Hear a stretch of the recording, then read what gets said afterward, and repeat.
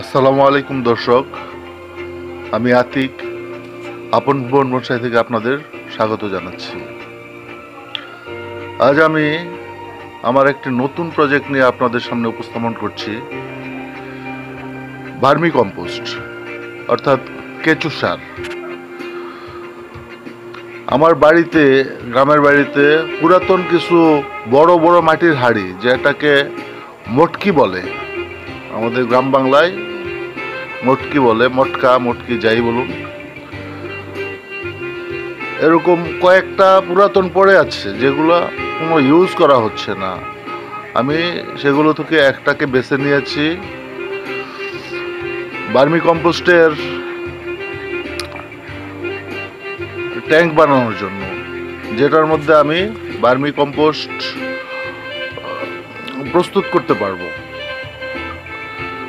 তো প্রথমে আমি এটাকে একটা শেপ দিতে হবে। উপরের অংশটুকু কেটে নিচের যে বড় অংশটা, সেই অংশটাকে আমি একটা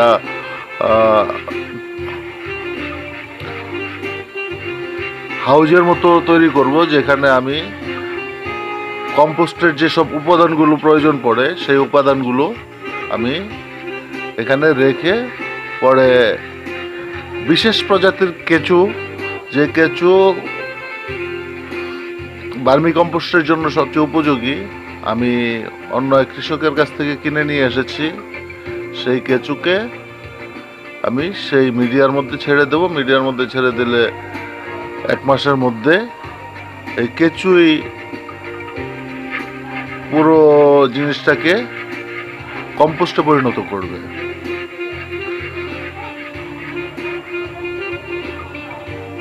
পুরাতন মাটির হাঁড়ি কাটা খুবই কষ্টসাধ্য ব্যাপার। আমি এটার পিছনে অনেক পরিশ্রম করছি, বিভিন্ন টুলস ব্যবহার করছি। যেটা সুবিধা হচ্ছে সেটা, প্রথমে আমি একটা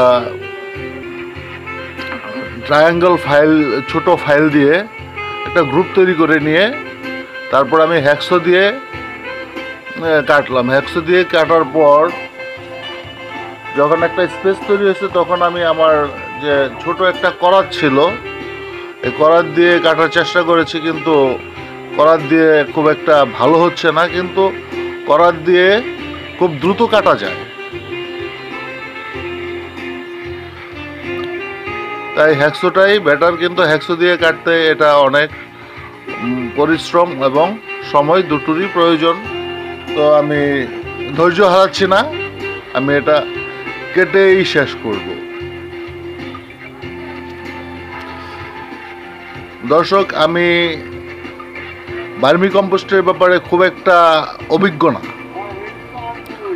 আমি ইউটিউব থেকে এবং বিভিন্ন বন্ধুদের কাছ থেকে তথ্য নিয়ে আমি এটাকে নিজে নিজে প্রাথমিক এবং পরীক্ষামূলকভাবে এটা অ্যাপ্লাই করছি।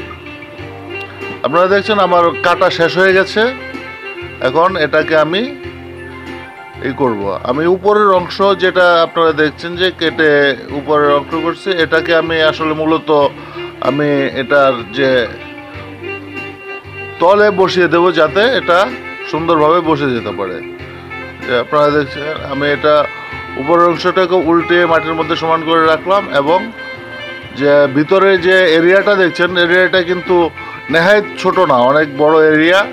এখানে প্রায় ½ কেজি কেঁচু দিয়ে কম্পোস্ট করা যাবে। যে আমার এটা কেটে ফেলা হয়েছে, মানে আমার যে হাউসটা কমপ্লিট হয়েছে। এখানে আমি একটু পরিষ্কার করে নিচ্ছি, যেহেতু দীর্ঘদিন ধরে এটা পরিত্যক্ত অবস্থায় পড়েছিল, এর ভিতর মাকড়সা এবং ধুলাবালি সব ছিল। আমি একটা পাতা দিয়ে এটাকে ঘষে মানে মোটামুটি পরিষ্কার করছি। খুব বেশি পরিষ্কার করার প্রয়োজন নেই, কারণ এটা ধুলার মধ্যেই থাকবে এবং আবার ময়লা হবে। আমি ভিতরে যাতে কোনো ময়লা না থাকে সেটা আমি নিশ্চিত করছি। আপনারা দেখছেন যে একটা সুন্দর একটা হাঁড়ি হয়ে গেছে, যে হাঁড়ির মধ্যে আমি গোবর এবং অন্যান্য উপাদান দিয়ে আমি কেঁচু কম্পোস্টের উপাদান তৈরি করতে পারি।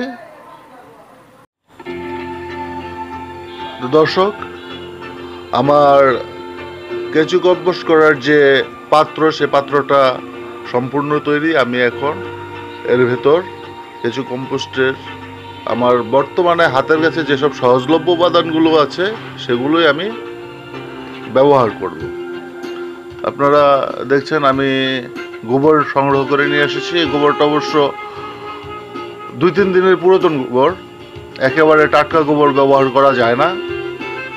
তো এখনও কিছু স্মেল আছে, স্মেল যায়নি। এটা কম্পোস্ট তৈরি হলে কোনো গন্ধই থাকবে না।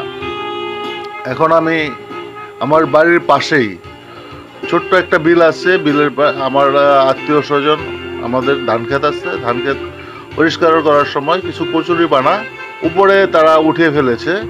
সেই কচুরিপানা আমি সংগ্রহ করছি কম্পোস্টের মিডিয়া হিসেবে। আপনারা দেখছেন কচুরিপানা আমি একটা প্লাস্টিকের ব্যাগে সংগ্রহ করলাম। এগুলো সংগ্রহ করার পর আমি গোবর এবং কচুরিপানা আমি প্রয়োগ করব। যদিও কেঁচু কম্পোস্টের ব্যাপারে আমার পূর্বের কোনো অভিজ্ঞতা নাই, আমি আমার কৃষি অফিসার বন্ধু এবং ইউটিউবের মাধ্যমে এটা সম্পর্কে ধারণা নিয়েছি। প্র্যাকটিক্যালি আমি কখনোই করি নাই।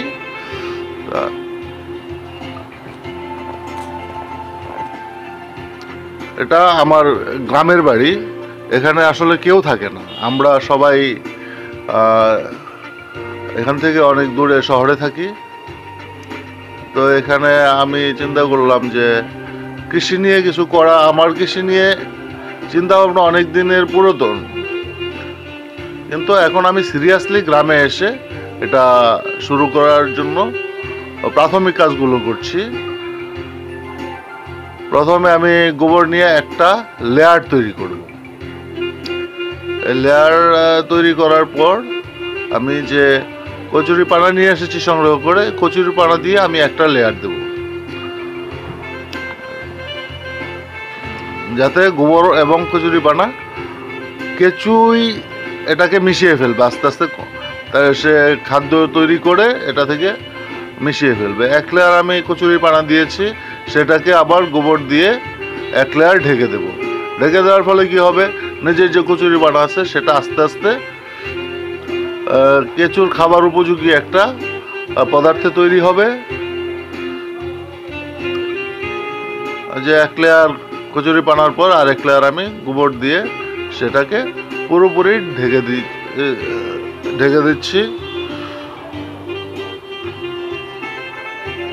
আমি আসলে মূলত জানি না আসলে প্রকৃত কিভাবে ইউজ করতে হয়। তা আমার মনে হচ্ছে যে এইভাবে ইউজ করলে জিনিসটা ভালো হবে, এর জন্য আমি এভাবে ব্যবহার করছি। কারণ প্রকৃত যারা প্রফেশনাল কিংবা যারা অভিজ্ঞ তাদের মতো আমি নই, কারণ আমি কখনো ট্রেনিং নেইনি। কিংবা কেঁচু কম্পোস্ট সম্পর্কে শুধু আমি একটু ধারণা নিয়েছি, বাকিটা আমি আমার নিজের মেধা দিয়ে করার চেষ্টা করছি। তবে আমি কামনা করছি আমি সাকসেস হব, কারণ এই যে কচুরিপানাগুলো আছে সেগুলো গোবরের সাথে মিশে কিছুটা পচন ধরবে। এখন কিছু ড্রাই টাইপের আছে, পচে যায়নি, ড্রাই আছে। যখন আমি গোবরের সাথে মিশে যাবে, গোবরের যে ময়েশ্চার সেটাকে শুষে নিয়ে সেটা নরম হয়ে যায় এবং যখন আমি কেঁচু ছাড়বো তখন এটা কেঁচুর খাদ্য উপযোগী হয়ে যাবে। দেখলেন আমি প্রথমে এক লেয়ার গোবর, তারপরে এক লেয়ার কচুরিপানা এবং তারপর আরেক লেয়ার গোবর দিয়ে কচুরিপানা দিলাম। তারপর ফাইনাল উপরের লেয়ারে আমার যতটুকু গোবর সংগ্রহ করেছিলাম সবটুকুই দিয়ে দিলাম। আমি আরও কিছু গোবর নিয়ে এসে এর মধ্যে আমি প্রয়োগ করব।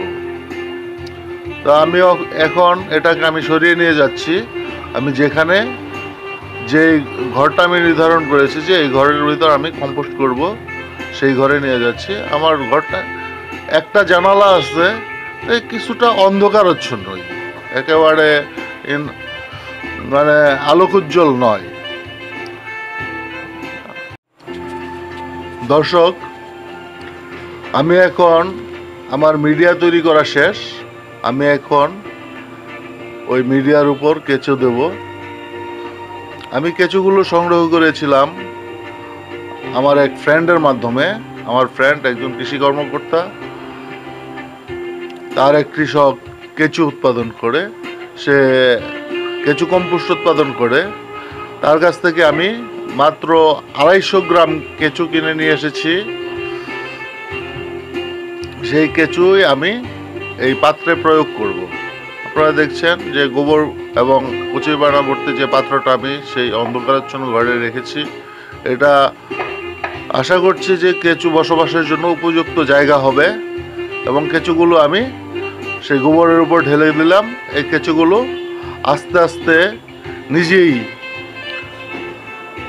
তার অবস্থান তৈরি করে নেবে এবং উপর থেকে ভিতরে চলে যাবে। ভিতরে গিয়ে পরে আস্তে আস্তে উপর নিচ করে করে খেয়ে এটাকে সম্পূর্ণ কম্পোস্ট আকারে রূপান্তরিত করবে। কেঁচোগুলো এটা যে কোনো কেঁচো দিয়ে হবে না, এটা একটা বিশেষ জাতের কেঁচো যেটা কম্পোস্টের জন্য উপযোগী এবং এটা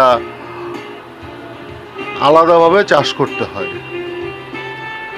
এটা মাটি খুঁড়ে যে কেঁচোটা পাওয়া যায় সেই কেঁচোটা দিয়ে এই কম্পোস্ট তৈরি করা সম্ভবত যায় না। এর জন্যই আলাদাভাবে কিনে আনতে হয়েছে এবং এটাই সব জায়গায় ব্যবহার করে এই কিনে আনা কেঁচো। তো আজকের মতো আমার কম্পোস্টের প্রস্তুতি শেষ হলো। আপনারা অপেক্ষা করবেন, আমি এর রেজাল্ট দেখাবো আপনাদের। ধন্যবাদ।